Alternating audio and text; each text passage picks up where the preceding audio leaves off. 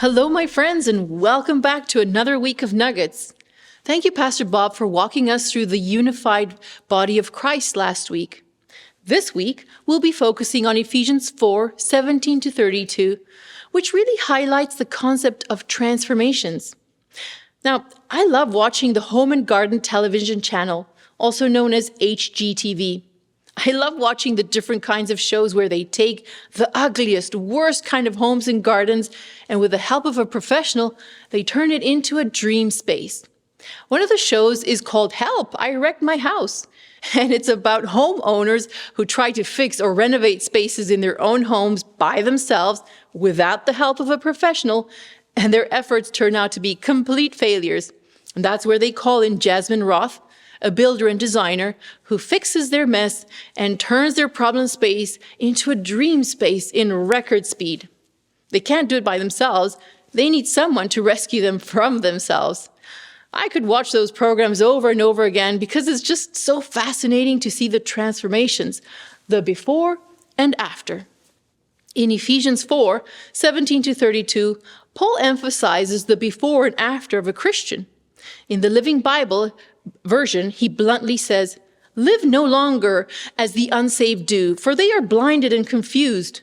Or the NIV says, "You must no longer live as the Gentiles do, in the futility of their thinking." So how did the Gentiles live?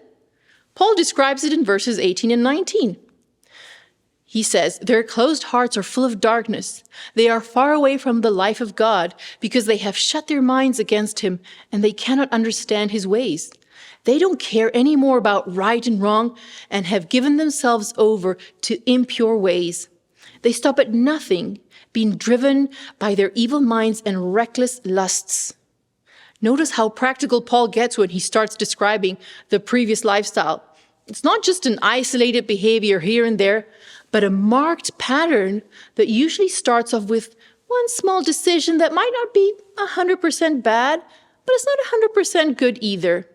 It eventually leads to stopping at nothing, not caring about the difference between right and wrong, as Paul says, totally driven by an evil mind and unbridled lust. Because you see, once you take that first step in the wrong direction, the second, third, and fourth step are much easier to take. And then you eventually find yourself in a downward spiral of sin. If you've ever seen a downward spiral, you'll observe that it gets faster and faster the more time you find yourself in the spiral because you gain momentum. So be very careful with those downward spirals and choose instead to take steps towards an upward spiral with Christ. That's our nugget for today. I'll see you tomorrow.